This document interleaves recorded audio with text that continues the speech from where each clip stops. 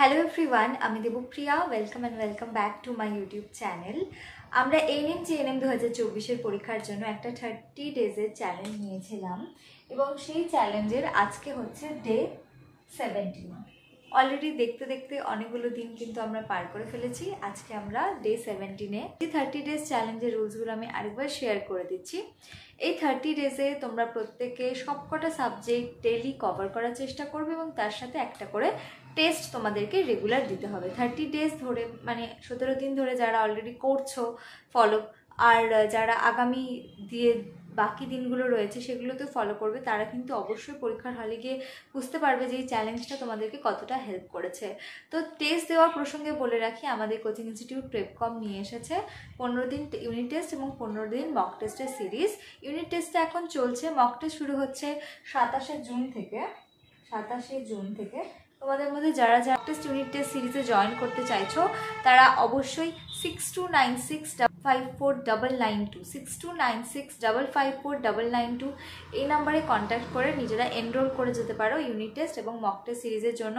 Continuously 30 দিন ধরে exam, বা এখন বাকি যে কয়টা দিন রয়েছে আর কি, সেই কয়দিন রেগুলার এক্সাম দেবে। তার সাথে সাথে পরীক্ষার আগের দিন 13 জুলাই হবে একটা মেগা মক টেস্ট। এতগুলো এক্সাম দেওয়ার ফলে এক্সামের যে একটা ভয়, একটা ভীতি, একটা নার্ভাসনেস, টেনশন কাজ করে, কিছুই কিন্তু থাকবে না। রোজকার পরীক্ষার মতো ওটাও একটা অভ্যাস হয়ে দাঁড়াবে। তার সাথে সাথে রেগুলার কিন্তু তোমরা ওয়েমারও প্র্যাকটিস করবে। তার ফলে ওয়েমার শিট কি, নতুন করে ওয়েমার শিটকে চেনার প্রয়োজন হবে না, তোমরা অলরেডি ওয়েমার শিটের সাথে সুপরিচিত থাকবে। তো যারা যারা ইউনিট টেস্ট মক টেস্ট সিরিজে জয়েন করতে চাও স্ক্রিনে মেনশন করা নাম্বারে কন্ট্যাক্ট করে নিতে পারো। এছাড়াও আমাদের লাইফ সায়েন্স এবং ফিজিক্যাল স্টাডি ম্যাটেরিয়ালস রয়েছে, সেখানে একটা চ্যাপ্টারের ব্রিফ ডেসক্রিপশন দেওয়া রয়েছে। এছাড়াও প্রতিটা চ্যাপ্টার থেকে রয়েছে MCQs। লাইফ সায়েন্সের ক্ষেত্রে 100 to 150 MCQ per chapter, physical সায়েন্সের ক্ষেত্রে 50 to 100 MCQs। তো যারা যারা আমাদের স্টাডি ম্যাটেরিয়ালস পারচেস করতে চাও, যারা ভাবছো এই কম সময়ের মধ্যে পুরো বইটা হয়তো কমপ্লিট করতে পারবে না, তারা ওই ব্রিফ ডেসক্রিপশনগুলো পড়েও কিন্তু পরীক্ষাটা দিতে পারবে। তো যারা পারচেস করতে চাও স্ক্রিনে মেনশন করা নাম্বারে কন্ট্যাক্ট করতে পারো। লাইফ সায়েন্স এবং ফিজিক্যাল সায়েন্স মিলিয়ে প্রাইস মাত্র 99, দুটো আলাদা আলাদা না, দুটো মিলিয়েই প্রাইস 99। তো যারা যারা পারচেস করতে চাইছো স্ক্রিনে মেনশন করা নাম্বারে কন্ট্যাক্ট করতে পারো। আমাকে অনেকেই তোমরা রিকোয়েস্ট করো ফিজিক্যাল সায়েন্সের উপর ক্লাস করানোর জন্য, তো আজকে আমি ফিজিক্যাল সায়েন্সের উপরে একটা ক্লাস নিয়ে এসেছি। তোমরা যদি মৌলের ধারণা চ্যাপ্টারটা খুলে দেখো, বা রাসায়নিক গণনা করতে যাও, বা পর্যায় সারণী দেখো, ক্ষেত্রে যে জিনিসটা খুব গুরুত্বপূর্ণ হয় সেটা হচ্ছে আণবিক ভর, পারমাণবিক ভর। এগুলো জানা, মানে আমি দেখেছি ম্যাক্সিমাম জনেরই এই পারমাণবিক ভর বা আণবিক ভর নিয়ে কনসেপ্ট ক্লিয়ার থাকে না। তো আজকের এই ভিডিওতে আমি খুব বেসিক একটা জিনিস তোমাদেরকে শেখাবো, কিন্তু তোমাদের এই যে নলেজটা, এটা তোমরা শুধু এই এক্সাম না, যে কোনো ক্ষেত্রেই লাইফের এই জিনিসটাকে ব্যবহার করতে পারবে, কারণ এটা খুব একটা ভালো কনসেপ্ট। এই কনসেপ্টটা তোমাদের ক্লিয়ার হয়ে গেলে আশা করছি আর কোনো ডাউট থাকবে না, অঙ্ক করতেও তোমাদের অনেক সুবিধে হবে। তোমাদের তার জন্য শুধু একটা সিরিজ মনে রাখতে হবে 20টা মৌলের। আমি যেভাবে বলছি সেইভাবেই তোমাদের যেন হয়ে যায়। Hydrogen, helium, lithium, beryllium, boron, carbon, nitrogen, oxygen, fluorine, neon, sodium, magnesium, aluminium, silicon, phosphorus, sulphur, chlorine, argon, potassium, calcium. আমি সাধারণত যে কোনো কিছু যখন মুখস্থ করতে বলি সব কিছুরই একটা করে ক্লু সাথে জুড়ে দিই, কিন্তু আমি এইটার ক্ষেত্রে কোনো রকম ক্লু জুড়বো না। এই যে 20টা মৌল, তোমরা আজকে প্র্যাকটিস করো, কালকে প্র্যাকটিস করো, পরশুদিন তোমাদের এমনি ছড়ার মতো ছোটোবেলায় যেমন আতা গাছে যত পাখি শিখেছো, ওইভাবেই 20টা মৌল পরপর নামগুলো তোমাদেরকে মাথার মধ্যে ঢুকিয়ে নিতে হবে। এটা আমি আমার একটা স্যারের কাছ থেকে শিখেছিলাম, উনিও আমাকে এক্স্যাক্টলি একই কথা বলেছিলেন, আমি সেটা তোমাদের কাছে ফরওয়ার্ড করছি। নলেজ তো সবার মধ্যে শেয়ার করলে আরও বাড়ে, কমে তো না। যাই হোক, তোমরা এই 20টা সিরিজ যে রয়েছে মৌল, অবশ্যই কিন্তু আমি যেভাবে বললাম hydrogen, helium, lithium, beryllium, boron, carbon, nitrogen, oxygen, fluorine, neon, sodium, magnesium, aluminium, silicon, phosphorus, sulphur, chlorine, argon, potassium, calcium, পরপর 20টা যেন তোমাদের মনে থাকে, এবং সেটা মনে থাকলেই একমাত্র এই যেভাবে আমি আজকে বোঝাবো সেটা তোমাদের কাজে লাগবে। কয়েকটা জিনিস একটু বলে রাখি। তোমরা নিশ্চয়ই জানো যে একটা পরমাণুতে কি থাকে।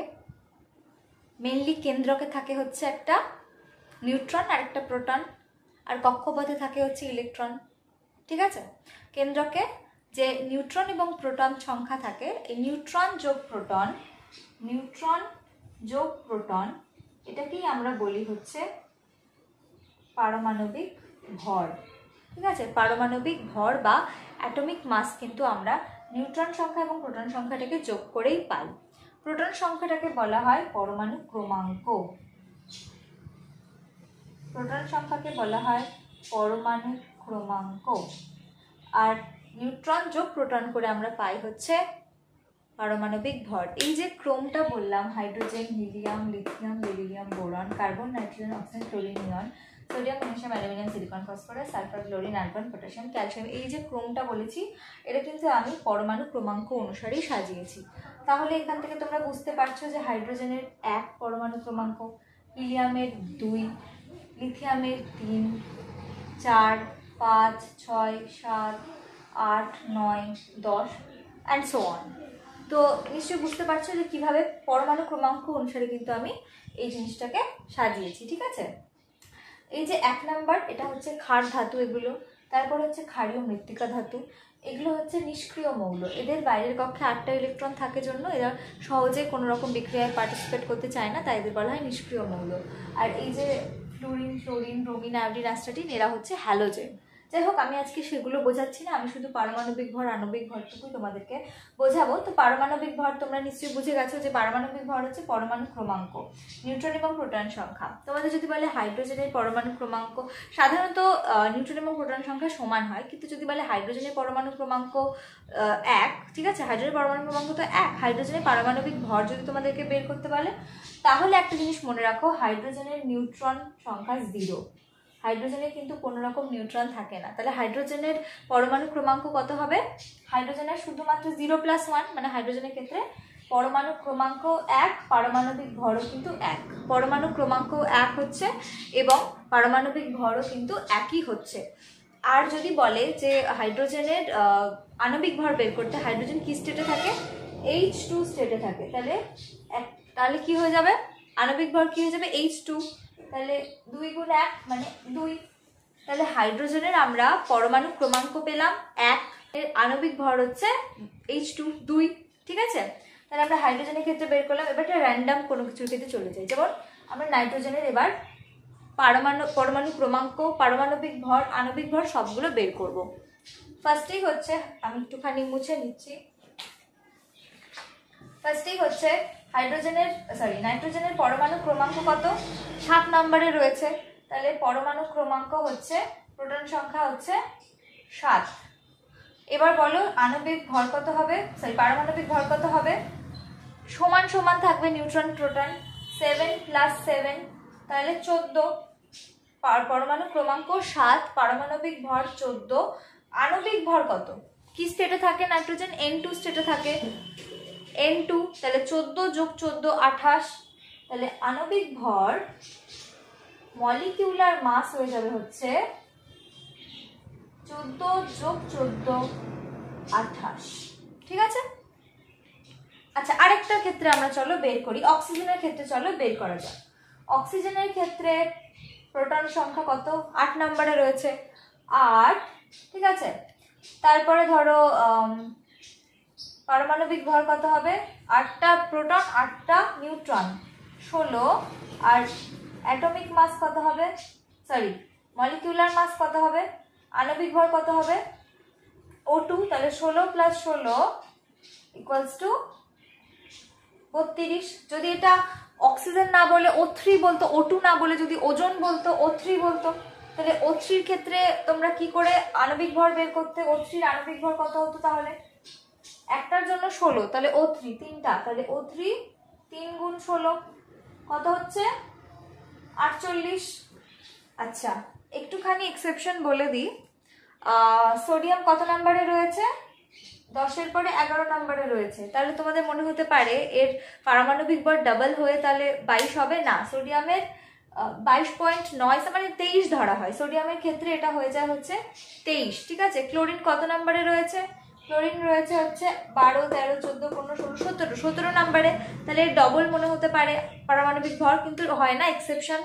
এটা হয়ে যায় 23, সোডিয়াম হয়ে যায় 23, ক্লোরিন হয়ে যায় 35.5, ঠিক আছে। এবার তোমাদের যদি বলে সোডিয়াম ক্লোরাইডের আণবিক ভর কত হবে? সোডিয়াম ক্লোরাইড একটাই Na আছে, একটাই Cl আছে, তাহলে সোডিয়ামের জন্য 23 আর ক্লোরিনের জন্য 35.5, তাহলে কত আসছে? 58.5।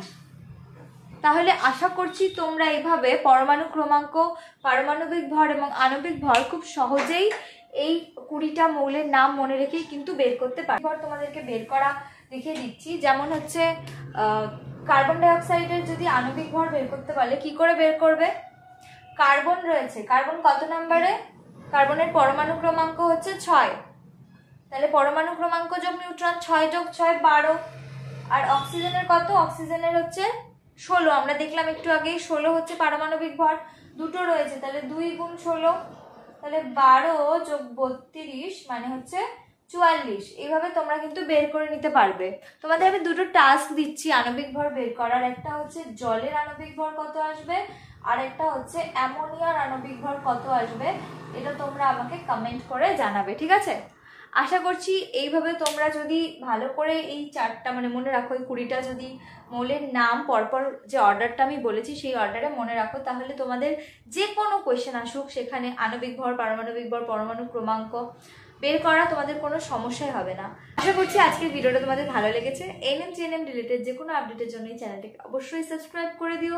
তোমাদের এক্সামের আগে মুহূর্ত পর্যন্ত তোমাদের পাশে তো রয়েছি, এছাড়াও এক্সাম দেওয়ার পরে তোমাদের কাউন্সেলিং থেকে শুরু করে কলেজ পাওয়া পর্যন্ত প্রত্যেকটা মোমেন্টে তোমরা আমাকে এবং প্রেপকমকে তোমাদের পাশে পাবে। তাই অবশ্যই এই চ্যানেলটা আর যে আমাদের আরেকটা অফিসিয়াল চ্যানেল রয়েছে প্রেপকম, দুটোকেই সাবস্ক্রাইব করে দিও। ইউনিট টেস্ট মক টেস্ট সিরিজে জয়েন করতে চাইলে, একটা কথা বলিনি আমি, ইউনিট টেস্ট মক টেস্ট নিয়ে মানে এমন না যে শুধু তোমরা টেস্টই দিচ্ছ, তোমাদের যদি কোনো কোয়েশ্চেনে ডাউটও থাকে সেটাও কিন্তু ক্লিয়ার করিয়ে দেওয়া হবে। তো ওভারঅল তোমাদের একটা থরো রিভিশন, থরো প্র্যাকটিস হয়ে যাবে। ইউনিট টেস্ট মক টেস্ট সিরিজে জয়েন করলে অবশ্যই স্ক্রিনে মেনশন করা নাম্বারে কন্ট্যাক্ট করো। Thanks for watching.